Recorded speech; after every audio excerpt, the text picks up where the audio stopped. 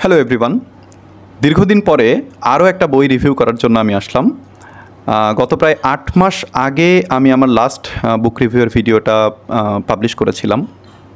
এর ভেতরে যে আর কোনো বই পড়ি নাই ব্যাপারটা এমন না, তবে আলাদাভাবে রিভিউ দেওয়ার মতো কোনো বই আমার কাছে মনে হয়নি যেটা আমি পড়ছি। কিছু বই পড়ছি, বাট ওইভাবে আসলে ভালো লাগে নাই। এনিওয়ে, তো আজকে যে বইটা নিয়ে কথা বলতে চাচ্ছি সেটার নাম হচ্ছে হেমলকের নিমন্ত্রণ। ওকে, লেখকের নাম সুজন দেবনাথ। এটা খুবই সুন্দর একটা কাভার এবং বইটা বেশ বড়। পেজ সংখ্যা হচ্ছে অ্যারাউন্ড 550 মতো। সো স্বাভাবিকভাবে একটা চিন্তাভাবনা আসতে পারে যে বইটা আসলে কেমন হবে, এত বড় একটা বই পড়ব। So let's talk about the book. যেহেতু বইয়ের নাম হেমলকের নিমন্ত্রণ এবং হেমলক শব্দটার সাথে আমরা সবাই মোটামুটি পরিচিত। হেমলক একটা বিষের নাম, যে বিষটা খেয়ে সক্রেটিস মৃত্যুবরণ করেছিলেন। সো বোঝাই যাচ্ছে এই বইয়ে সক্রেটিক টাইম নিয়ে আলোচনা করা হয়েছে। যদিও এটা আমার কাছে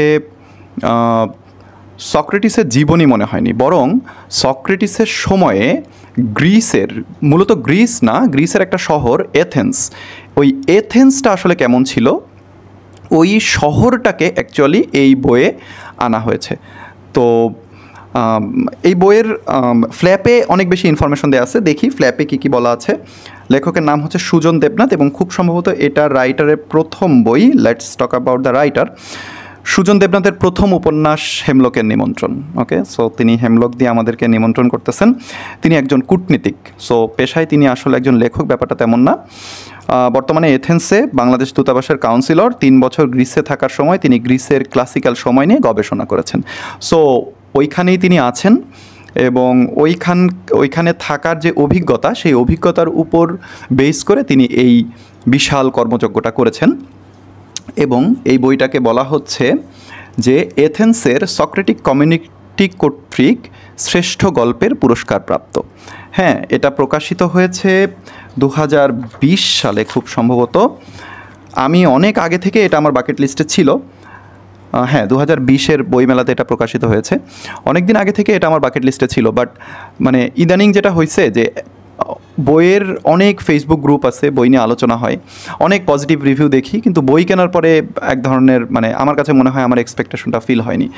সো এখন আমি যেটা করি, একটা বই নিয়ে আগে দেখি যে এই পজিটিভ রিভিউগুলো কতদিন আসে। তো অনেক দিন পরে কিনলাম, অনেক দিন ধরেই দেখতেছি যে এই বইটা নিয়ে অনেক পজিটিভ কথাবার্তা বলা হচ্ছে। রকমারিতেও অনেক পজিটিভ রিভিউ আছে, সব কিছু মিলে।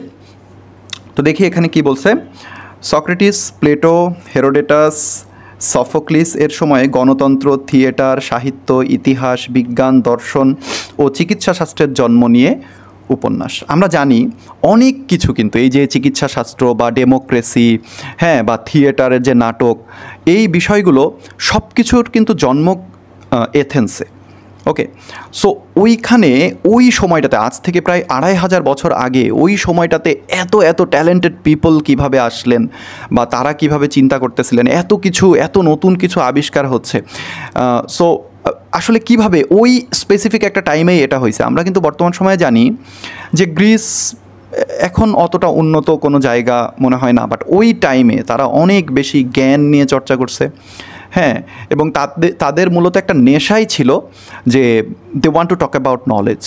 ওকে, নতুন কিছু আবিষ্কার করার নেশা, হ্যাঁ, জ্ঞান নিয়ে আলাপ আলোচনা করা। সো টোটাল কমিউনিটিটাই আসলে ওই রকম ছিল ওই সময়। তো আমরা যদি সিকোয়েন্সিয়ালি বলি, এখানে ডেমোক্রেসি নিয়ে অনেক আলাপ আলোচনা করা হয়েছে আসলে। হ্যাঁ, ডেমোক্রেসিটা কিভাবে আসলো। যেমন ডেমোক্রেসির জনক হচ্ছে ক্লিস্থেনিস। ওকে, ক্লিস্থেনিস হচ্ছে ডেমোক্রেসির জনক। তো ডেমোক্রেসির আগে তো যেটা ছিল সেটা ছিল হচ্ছে পরিবারতন্ত্র বা একনায়কতন্ত্র বলা যেতে পারে। বাট ক্লিস্থেনিস কিভাবে এবং কেন ডেমোক্রেসিটাকে ইন্ট্রোডিউস করলেন সেটা নিয়ে ডিসকাস করা হয়েছে। এবং দেখা যাচ্ছে যে ডেমোক্রেসিটা যখন উনি ইন্ট্রোডিউস করলেন এথেন্সের মানুষদের সামনে, মানুষ ওইটার প্রতি পুরো অবসেসড হয়ে গেল যে আসলে সাধারণ মানুষও যে একটা মতামত দিতে পারে, সাধারণ মানুষের যে কিছু একটা বলার থাকতে পারে, এই কনসেপ্টটাই আসলে ওই সময় ছিল না, যেটা কিনা ক্লিস্থেনিস ইন্ট্রোডিউস করলেন যে না, ইউ ক্যান টক, তোমরাও যে কোনো সিদ্ধান্ত গ্রহণ করার জন্য কথা বলতে পারো বা অংশগ্রহণ করতে পারো যে কোনো সিদ্ধান্তের ব্যাপারে। ঠিক আছে, যদিও ক্লিস্থেনিসকে নিয়ে ওইভাবে আলোচনা করা নাই, তবে একজন ডেমোক্রেটিক নেতাকে নিয়ে অনেক ডিসকাস করা আছে, তার নাম হচ্ছে পেরিক্লিস। ঠিক আছে, এবং একটা পর্যায়ে আমার কাছে মনে হচ্ছিল যে যদিও বইয়ের নামটা হেমলকের নিমন্ত্রণ, বাট মনে হচ্ছে যে পেরিক্লিসকেই নিয়ে একটু বেশি আলাপ আলোচনা করা হচ্ছে। পেরিক্লিস এবং তার ওয়াইফ আসপাসিয়া অ্যাকচুয়ালি তার ওয়াইফ ছিল না, বাট যাই হোক, মানে এনিওয়ে, তো এত বড় একটা নেতা এবং তিনি ডেমোক্রেসিকে এত পছন্দ করেন, হ্যাঁ, সব সিদ্ধান্ত তিনি, দেখা যাচ্ছে যে এথেন্সের যতগুলো গোত্র আছে, প্রসেসটা অনেকটা এরকম যে যতগুলো গোত্র আছে প্রত্যেকটা গোত্র থেকে, ফর এক্সাম্পল 10টা গোত্র আছে, প্রত্যেকটা গোত্র থেকে 5 জন করে র্যান্ডমলি সিলেক্টেড হবে। ব্যাপারটা এমন না যে হচ্ছে 5 জন ফিক্সড, র্যান্ডমলি সিলেক্টেড হবে। সো অ্যারাউন্ড 50 পিপল সিলেক্টেড হইলো 10টা গোত্র থেকে। এবার সেই 50 জন আলাপ আলোচনা করে কোনো একটা স্পেসিফিক বিষয়ে সিদ্ধান্ত নেবে, যে কোনো বিষয়। এটা ছিল ওই সময়কার ডেমোক্রেসির কনসেপ্ট। তবে দেখা যায় যে সক্রেটিস আসলে ডেমোক্রেসির ব্যাপারটাতে অতটা ইন্টারেস্টেড ছিলেন না। ঠিক আছে, তিনি কখনো ওইভাবে ভোটও দিতে যাইতেন না বা কোনো ডিসিশন মেকিংয়েও যাইতে চাইতেন না। যেমন ফর এক্সাম্পল এই মুহূর্তে আমার একটা গল্প, মানে একটা স্টোরি মনে আসতেছে এই বইয়েরই, যে কোনো একটা ডিসিশনটা হচ্ছে এরকম যে এথেন্সে ওই সময়ে অনেক বেশি জলপাইয়ের তেল উৎপাদিত হইতো। ঠিক আছে, তো তারা ডিসিশন মেক করার ট্রাই করতেছে যে জলপাইয়ের তেলটা তারা ওই স্পেসিফিক ইয়ারে বা ওই স্পেসিফিক টাইমে কী পরিমাণ রপ্তানি করবে বা রপ্তানির পরিমাণটা বাড়াবে কি না। ওকে, তো সাধারণ মানুষ যে ইচ্ছা মতো ভোট দিচ্ছে, হ্যাঁ, নিজেদের মতামত দিচ্ছে, হ্যাঁ বা না, বাট মানে কেউ না ওইভাবে চিন্তা করতেছে না যে আসলে এইটা রপ্তানিটা বাড়াইলে এটার প্রভাবটা কী। তারা ডেমোক্রেসির প্রতি অবসেসড, হ্যাঁ, আমার ভোট দেওয়ার অধিকার আছে, আমার ইচ্ছা হইলো হ্যাঁ দিব, হ্যাঁ বলবো, ইচ্ছা হইলো না বলবো, কিন্তু কেন হ্যাঁ বলতেছি বা কেন না বলতেছি এটা নিয়ে সাধারণ মানুষের কোনো কনসার্ন নাই। তো সক্রেটিস প্রশ্ন করতেছে যে তুমি এই যে হ্যাঁ বলতেছো বা যে না বলতেছো কেন, ওয়াই, মানে তোমার লজিকটা কি? তো এখানে কোনো লজিক নাই, তাদের কোনো লজিক নাই, তাদেরকে ডাকা হয়েছে ভোট দেওয়ার জন্য, তারা কোনো কিছু না বুঝেই খুব খুশি মনে ভোট দিচ্ছে। তখন সক্রেটিস বলতেছে না, এটা তো তাহলে মিনিংলেস। ঠিক আছে, সক্রেটিস মূলত ওই সময়কার এইসব ব্যাপারে অতটা ইন্টারেস্টেড ছিলেন না। ওনার যে মোটো ছিল, ওনার ফিলোসফিটা ছিল হচ্ছে সুন্দর জীবন, যে কিভাবে মানুষের জীবনকে সুন্দর করা যেতে পারে। হ্যাঁ, এবং ওনার তো ডেফিনেটলি অনেক শিষ্য ছিল, তরুণ সমাজ ওনার প্রতি অনেক বেশি ইন্টারেস্টেড ছিলেন, ওনার সাথে কথা বলতেন, গল্প করতেন, এবং উনি যে কোনো ব্যাপারে ডিসিশনে আসতেন হচ্ছে প্রশ্নের মাধ্যমে। কোনো একটা বিষয় নিয়ে দেখা যাচ্ছে কথা হচ্ছে, এই যে যেমন ডেমোক্রেসির এই ব্যাপারটা, উনি প্রশ্ন করলেন যে তুমি কেন হ্যাঁ দিচ্ছ বা কেন না দিচ্ছ, এরকম সেই প্রশ্নের উত্তরের বিপরীতে তিনি আরও একটা প্রশ্ন করতেন। এভাবে প্রশ্ন করতে করতে করতে করতে হয়তো একটা ব্যাপারে উনি একটা ডিসিশনে আসতেন। তো এই প্রশ্নের মাধ্যমে একটা ডিসিশনে আসা, এই মেথডটাকে বলা হলো সক্রেটিক মেথড। ঠিক আছে, তো বইয়ের শুরুতে আসলে সক্রেটিসকে আমার কাছে মনে হয়েছে একটু কম প্রমিনেন্ট, রেদার ডেমোক্রেসি, পেরিক্লিস যে ডেমোক্রেটিক যে লিডারের কথা বললাম, ওনার স্টোরিটা অনেক বেশি ছিল। পরবর্তীতে শেষের দিকে যে অ্যাকচুয়ালি সক্রেটিসের ঘটনা, মানে বিশেষ করে তার শেষ সময়টা, ওই সময়টা তো অনেক বেশি হৃদয় বিদারক ছিল। এবং দেখা গেছে যে প্রায় অ্যারাউন্ড 500 পেজে এসে সক্রেটিসের মৃত্যুর যে পরোয়ানা বা মৃত্যুর যে ডিসিশনটা হয়ে গেছে যে ওনাকে আসলে মৃত্যুবরণ করতে হবে, হ্যাঁ, কিন্তু তারপরে আরও 50 পেজ জুড়ে আমার কাছে মনে হচ্ছে যে 50 পেজ জুড়ে একটা মানুষকে মারার কি দরকার, আমি তো জানি সে মারা যাবে। ঠিক আছে, তো যাই হোক, ওখানে অ্যাকচুয়ালি ওনার মৃত্যুটার সাথে সাথে কার্যকর করা হয় নাই মৃত্যুদণ্ডটা, সেটাও একটা স্টোরি আছে। তো সাধারণত তো মৃত্যুদণ্ড মানে সাথে সাথেই কার্যকর করা হয়, বাট ওইখানে একটা স্টোরি আছে, স্টোরিটা একটু আমি স্কিপ করতেছি। এনিওয়ে, তো প্রায় 1 মাস মতো উনি সময় পাইছিলেন, হ্যাঁ, মৃত্যুদণ্ড মানে হওয়ার পরে, মৃত্যুদণ্ডে দণ্ডিত হওয়ার পরে উনি প্রায় 1 মাস জেলে বন্দী ছিলেন। তো ওই সময়ে ওনার শিষ্যরা ওনার কাছে যাইতো, এবং বিশেষ করে প্লেটো, শেষের দিকে প্লেটো মানে তার খুবই ক্লোজ একটা শিষ্য, হ্যাঁ, তার সাথে সক্রেটিসের সাথে অনেক বেশি আলাপ আলোচনা করছে বিভিন্ন বিষয়, এবং সে ওইগুলো পেপিরাস কাগজ বলে, মানে যেটা নোট রাখা আর কি। তো ওইখানে নোট রেখে রেখে পরবর্তীতে প্লেটো সক্রেটিসের বিষয়ে বিভিন্ন বিষয়ে বই লেখা বা কোনো নাটক মঞ্চস্থ করা, এই ব্যাপারগুলোর মাধ্যমে উনি সক্রেটিসকে পুরো বিশ্বের কাছে তুলে ধরেছেন। ঠিক আছে, আর এটা তো আমরা জানি যে সক্রেটিস হেমলক নামে একটা বিষ পান করে মৃত্যুবরণ করেন। আচ্ছা, হেমলক জিনিসটা আসলে কি? হেমলকটা কিন্তু একটা গাছের নাম। ঠিক আছে, এবং এই গাছের সব কিছুই হচ্ছে বিষ। ওকে, এবং ওই গাছের ডাল মানে গাছটা কেউ সরাসরি টাচ করে না, হ্যাঁ, হাতে হয়তো গ্লাভস পরে বা একটা প্রোটেকশন নিয়ে গাছটাকে টাচ করা, কারণ ওটা এতই মানে ভয়াবহ বিষ যে ওইটাতে টাচ করলেও মানুষের ক্ষতি হয়, হয়তো দেখা যাচ্ছে চামড়া পুড়ে যাবে বা চামড়ায় ক্ষতি হবে, হ্যাঁ, এবং ওই গাছের ফুল ফল সব কিছুই বিষ। হ্যাঁ, তো উনি তো ওই হেমলকের বিষ পান করে মৃত্যুবরণ করেন। এবং আচ্ছা, এই যে মৃত্যুবরণ করেন উনি, যে এই হেমলকটা ডিসাইড করে কিন্তু প্লেটো, ঠিক আছে, যে ওখানের সিস্টেমটা ছিল হচ্ছে মৃত্যুদণ্ড দিবে আদালত, বাট জেলে এসে সে কীভাবে মৃত্যুবরণ করতে চায় এটা সে ডিসাইড করবে। তো সক্রেটিস প্রথমে বলে যে ভাই তোমরা আমাকে মেরে ফেলবা, মারো, কীভাবে মারবা ইটস আপ টু ইউ। তখন প্লেটো বলে যে না, সে হেমলকের বিষ পান করে মৃত্যুবরণ করবে। প্লেটো বা ক্রিতো, এনিওয়ে ক্রিতো হচ্ছে সক্রেটিসের একজন শিষ্য। তো এটার কারণটা হচ্ছে হেমলক ওইটা তখন জেলার যে সে বলে যে তুমি অনেক চালাক, যে এই বিষ পান করে ধীরে ধীরে ধীরে ধীরে সে মৃত্যুর কোলে ঢলে পড়বে, কোনো প্রকার কোনো রক্তপাত হবে না, ঠিক আছে। তো ওই মৃত্যু দৃশ্যটা আসলে কি বলবো, খুবই আবেগীয়। হ্যাঁ, তার চারপাশে এত মানুষ আছে, তারা সবাই চাচ্ছে যে সে বেঁচে থাকুক, কিন্তু তার বিরুদ্ধে ভয়াবহ কিছু অভিযোগ ছিল, যদিও ফলস অভিযোগ ছিল হচ্ছে যে তিনি দেবতা মানেন না। আচ্ছা, এই বইয়ে কিন্তু দেবতা নিয়ে অনেক আলাপ আলোচনা আছে, কারণ ওই সময়ে এথেন্সের মানুষ মানে সব ব্যাপারেই তাদের একটা দেবতা, হ্যাঁ, লাইক কি বলে চিকিৎসা শাস্ত্রের জন্য বা সুস্বাস্থ্যের জন্য দেবতা, সৌন্দর্যের দেবতা, হ্যাঁ, এরকম প্রত্যেক বিষয়ে যেন তাদের এরকম বিভিন্ন দেবতা ছিল। হ্যাঁ, তো সক্রেটিসের বিষয়ে একটা বড় অভিযোগ ছিল উনি দেবতা মানেন না। আর একটা অভিযোগ ছিল হচ্ছে যে উনি ওই সময়কার যে কি বলে তরুণ সমাজকে ভিন্ন পথে, ভুল পথে পরিচালিত করতেছেন।